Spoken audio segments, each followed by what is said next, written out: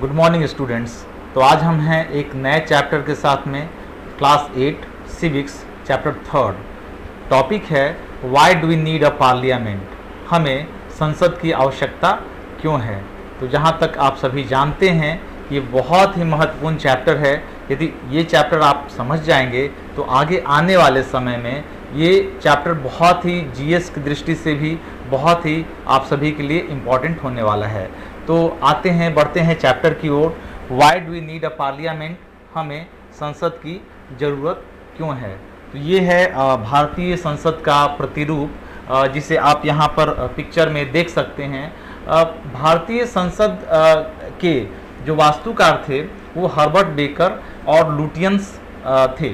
तो इन्होंने भारतीय संसद की रूपरेखा तैयार की थी। अब आते हैं, बढ़ते हैं धीरे धीरे चैप्टर के आगे की ओर। तो topic why do we need a parliament, हमें संसद की ज़रूरत क्यों है। आगे देखते हैं पार्लियामेंट ऑफ इंडिया। खास करके जब हम आगे की ओर पढ़ेंगे तो भारतीय संसद के बारे में पढ़ेंगे, उसी को ध्यान में रख करके ये चैप्टर आपका बनाया गया है। अ parliament is a legislature specially in those countries whose system of government is based on the Westminster system. अर्थात भारतीय संसद पूरी तरीके से ब्रिटिश संसद पद्धति पर आधारित है, क्योंकि भारत लंबे समय तक ब्रिटेन का एक कॉलोनी था, उपनिवेश था, और ब्रिटेन में ब्रिटिश परंपरा के ही तहत भारतीय संसद की प्रक्रिया भी चलती है। मतलब पूरा का पूरा फॉर्म जो है वो ब्रिटिश पार्लियामेंट के ही अनुरूप भारतीय संसद का है। इसको हम एक वर्ड के द्वारा यहाँ इस्तेमाल करते हैं, वेस्टमिंस्टर, मतलब लंदन की प्रक्रिया पे आधारित, वहाँ के सिस्टम पर आधारित, अर्थात ब्रिटिश पद्धति पर आधारित। दूसरा जो इसमें पॉइंट है वो है it consist of Rajya Sabha and Lok Sabha. आप जानते हैं कि भारतीय संसद के दो सदन होते हैं, एक उच्च सदन, दूसरा निम्न सदन। उच्च सदन को राज्यसभा के नाम से जाना जाता है और निम्न सदन को लोकसभा के नाम से जाना जाता है। खास करके जो भारतीय संसद है वो एक प्रतिनिधि सभा है, मतलब हम लोग अपने प्रतिनिधियों का चुनाव करते हैं और प्रतिनिधि हमारे लिए कानून बनाते हैं।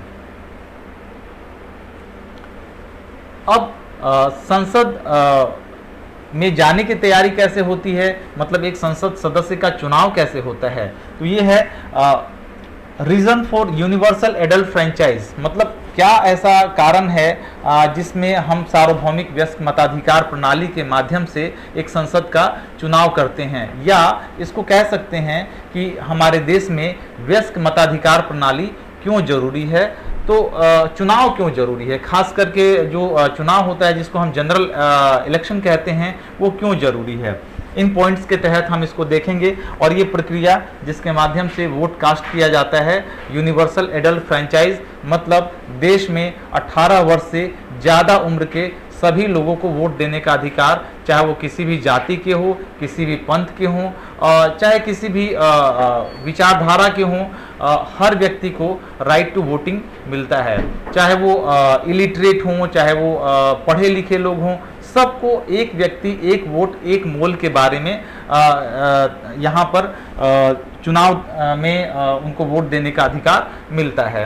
तो देख भी सकते हैं आप यहाँ पे, there should be a universal adult franchise because it gives every adult whether he she is rich और पुअर, यंग और ओल्ड, ब्लैक और वाइट, मैन और वुमन, लर्नड और इलिटरेट टू वोट और फ्रेंचाइज इन द स्टेट। मतलब हर व्यक्ति को यहाँ पर राइट टू वोटिंग मिलती है, अर्थात वोट देने का अधिकार उनको मिलता है। Second, it makes government responsible to all, यह सरकार को लोगों के प्रति उत्तरदायी बनाता है। बहुत सामान्य से उदाहरण से आप समझ सकते हैं कि यदि आपके चुने गए प्रतिनिधि 5 वर्षों तक आपके फेवर में, आपके हित के लिए या देश के हित के लिए अच्छा कार्य नहीं करते हैं, तो आप अगले बार के चुनाव में आप उनको वोट न दे करके उनको हरा भी सकते हैं। तो इस तरीके से it makes government responsible to all, government लोगों के प्रति उत्तरदायी होती है।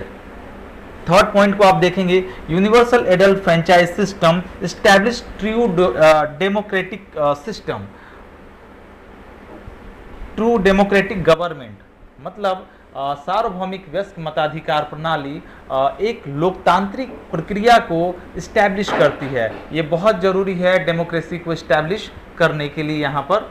अब आप आगे के पॉइंट में यहाँ पे देखेंगे, ये है हमारे देश के संसद का प्रतिरूप, जो किस तरीके से एरियल व्यू के रूप में हमारे देश की संसद किस प्रकार से यहाँ पर दिखाई पड़ती है ऊपर से। सेकंड, अब यहाँ पे आते हैं कुछ पॉइंट्स के तहत। फंक्शन ऑफ पार्लियामेंट, मतलब हमारे देश की संसद के क्या कार्य हैं, मतलब क्या फंक्शन है, ये सबसे इम्पॉर्टेंट क्वेश्चन है। हमेशा आएगा, आगे भी क्लास 9th में और 11th में आप यदि पॉलिटिकल साइंस लेंगे, सब्जेक्ट को चूज़ करेंगे और बाद में आप जब ह्यूमैनिटी पढ़ेंगे तो ये पॉइंट आएगा, जिसको हम कहते हैं कि हमारे संसद के क्या कार्य हैं, क्या महत्वपूर्ण कार्य हैं। देखिए, to select the national government, हमारे देश की राष्ट्रीय सरकार का चुनाव करना।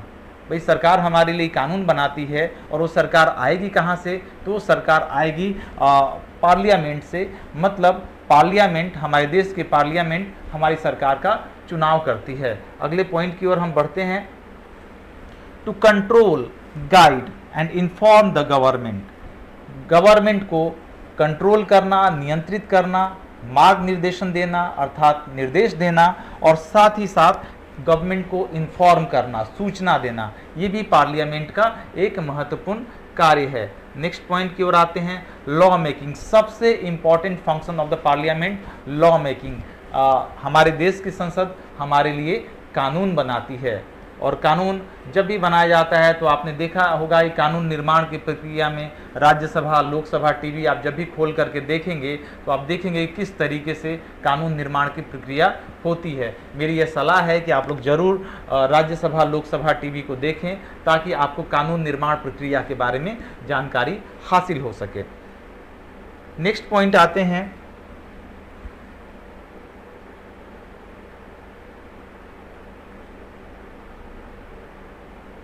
अब हम यहाँ पे देखते हैं कि हमारे देश में अपोजिशन पार्टी या किसी भी देश में अपोजिशन पार्टी भी होती है, जिसको विपक्षी दल के रूप में जाना जाता है। जहाँ भी पार्लियामेंट्री फॉर्म ऑफ गवर्नमेंट है वहाँ पर विपक्षी दल भी होती है। उनके क्या फंक्शन हैं, क्या कार्य हैं, आप जानते हैं कि हमारे देश में इस समय कांग्रेस पार्टी विपक्षी दल के रूप में कार्य कर रही है। तमाम दूसरी पार्टियां भी जो सरकार में नहीं है, जो गवर्नमेंट में नहीं है, वो भी विपक्षी दल के रूप में कार्य करती है। तो the opposition party in parliament is formed by all the political parties that oppose the ruling party और कोalition फॉर्म्ड। एक हमारे देश में एक गवर्नमेंट के स्ट्रक्चर या गवर्नमेंट के पॉलिसीज़ के खिलाफ में जब भी बात उठाई जाती है या कभी किसी विशेष परिस्थितियों में यदि कोई चर्चा की जाती है या गवर्नमेंट का अपोज किया जाता है तो अपोजिशन पार्टी के द्वारा किया जाता है, विपक्षी दल के द्वारा किया जाता है। कई मुद्दों पर आपने देखा होगा कि विपक्षी दल सरकार को घेरने की कोशिश करती है और अपनी बात को वहाँ पर रखने की कोशिश करती है। किसी भी लोकतंत्र में विपक्षी दल का होना बहुत ज़्यादा ज़रूरी है, क्योंकि बार बार विपक्षी दल ही चेक एंड बैलेंस के माध्यम से, मतलब नियंत्रण के माध्यम से संतुलन और समन्वय स्थापित करती है, जिससे सरकार को अपने नीति निर्णय में विशेष रूप से ध्यान देने की आवश्यकता होती है। अब यहाँ पर एक वर्ड आया है जिसको अभी आपने देखा, कोalition पार्टी या गठबंधन सरकार या गठबंधन दल। तो आगे देखेंगे, ये आप लोग ऑलरेडी देख चुके हैं। नेक्स्ट पॉइंट हम लोग आगे की ओर बढ़ते हैं। ये हमारे देश में पार्लियामेंट का एक छोटा सा स्वरूप जिसको पिक्चर के माध्यम से देख सकते हैं, कोalition गवर्नमेंट अर्थात गठबंधन सरकार बहुत ही इंपॉर्टेंट है। आप जानते हैं कि भारत में मल्टी पार्टी सिस्टम है, मतलब भारत में बहुदलीय सरकार हैं। लगभग 100 से भी ज़्यादा दल हैं जो हमारे यहाँ निबंधित हैं, रजिस्टर्ड हैं। अब आप देख लीजिए कि खास करके अमेरिका और ब्रिटेन में द्विदलीय व्यवस्था है, 2 पार्टी सिस्टम है। खास करके एक दल जब सरकार में होती है तो दूसरा दल विपक्ष में होता है। लेकिन भारत में ठीक इसके विपरीत कई सारी पॉलिटिकल पार्टी है, national political party, regional political party. तो अब सरकार बनेगी कैसे? जाहिर सी बात है कि एक पॉलिटिकल पार्टी को जो मैजिकल नंबर है, जो जादुई आंकड़ा है संसद का, जिसको जादुई आंकड़े के बारे में पहले आप जान लीजिए। मैजिकल नंबर संसद के सदस्यों की वो संख्या होती है जो हमारे देश की संसद की कुल सदस्यों की संख्या, मान लीजिए कि संसद में विशेष करके लोकसभा, हमारे देश में लोकसभा के कुल सदस्यों की संख्या मान लीजिए कि अधिकतम सदस्य की संख्या 550 है, 550 divided by 2 is equal to 275 plus 1 is equal to 276। 276 वो मैजिकल नंबर है जिसके माध्यम से यदि किसी भी दल के पास में, किसी पॉलिटिकल के पास में इतने नंबर के एमपीज यदि होते हैं तो वो पॉलिटिकल पार्टी गवर्नमेंट को आराम से फॉर्म कर सकती है। लेकिन आप जानते हैं कि 100 से भी ज़्यादा राजनीतिक दल हमारे देश में हैं, तो ऐसी स्थिति में गठबंधन सरकार बनती है, कोalition गवर्नमेंट बनती है। मतलब 2 या 2 से अधिक पॉलिटिकल पार्टी आपस में मिल करके कोalition बनाते हैं, एक गठबंधन बनाते हैं और ये गठबंधन सरकार प्रमुख नीति निर्णयों को लेती है और यही सरकार के रूप में, गठबंधन जो पार्टी है सरकार के रूप में यही कार्य करती है। आप लोग यूपीए और एनडीए का एग्जाम्पल देख चुके हैं। यूनाइटेड प्रोग्रेसिव अलायंस और नेशनल डेमोक्रेटिक अलायंस एक समय में सरकार बनी थी, तो एक दल पक्ष में और दूसरा गठबंधन विपक्ष में, तो ये होती है गठबंधन सरकार। अब हम नेक्स्ट स्लाइड की ओर बढ़ते हैं। Function of Rajya Sabha. राज्यसभा राज्यों का प्रतिनिधित्व करता है, मतलब हमारे जो डिफरेंट स्टेट्स हैं उसको रिप्रेजेंटेशन राज्यसभा के ही द्वारा किया जाता है। इसके बाद में जो सेकंड फंक्शन है, किसी भी बिल को पास होने में या कानून निर्माण के प्रक्रिया में राज्यसभा का बराबर का योगदान है। मतलब लोकसभा में कोई बिल लाया जाता है तो उसको राज्यसभा से पास होना जरूरी है, या राज्यसभा में कोई बिल लाया जाता है तो उसको लोकसभा में पास होना जरूरी है। राष्ट्रपति के सहमति के बाद अंतिम रूप से वो बिल कानून बन जाता है। तो राज्यसभा की सहमति किसी भी कानून बनाने में, कानून निर्माण की प्रक्रिया में अत्यंत ही ज़्यादा जरूरी है। इसके बाद आते हैं नेक्स्ट स्लाइड में। अब देखते हैं यहाँ पर हम संसद की या फीचर्स ऑफ पार्लियामेंट, मतलब हमारे जो संसद है, हमारे देश की जो संसद है उसकी विशेषताएं कौन कौन सी है। तो features of parliament, the parliament of India is the supreme law making institution. हमने आपको पहले भी बताया था कि जो लॉ मेकिंग का जो कार्य है वो हमारे देश की पार्लियामेंट का सबसे इम्पॉर्टेंट फीचर है, सबसे महत्वपूर्ण विशेषता है। आगे, the Indian parliament is the expression of faith that the people of India have in the principles of democracy. मतलब ये भारतीय लोगों का एक विश्वास जताने का या दिखाने का एक तरीका है कि हम डेमोक्रेटिक वैल्यू में विश्वास करते हैं। उसका जीता जागता रूप हमारी देश की संसद है कि हम किस तरीके से लोकतांत्रिक मूल्यों में विश्वास करते हैं। हमारे लोकतांत्रिक मूल्यों का प्रतीक है संसद, पार्लियामेंट। तो ये है फीचर्स ऑफ पार्लियामेंट और ये हमारे देश की संसद आप लोग देख सकते हैं यहाँ पे। इसके बाद में कुछ देश के प्रमुख संसद को कंपेयर के तौर पे हमने यहाँ पे लाने का प्रयास किया है। तो आप अलग अलग देश के संसद के पिक्चर्स को यहाँ पे देख सकते हैं। बर्लिन या इसको कह सकते हैं राइक्सटैग, जर्मन का संसद, जर्मन संसद।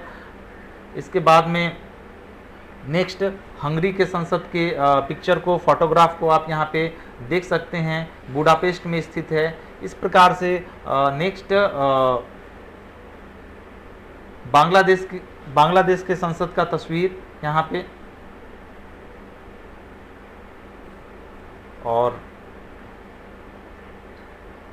इसी प्रकार से लेबनान की संसद का तस्वीर।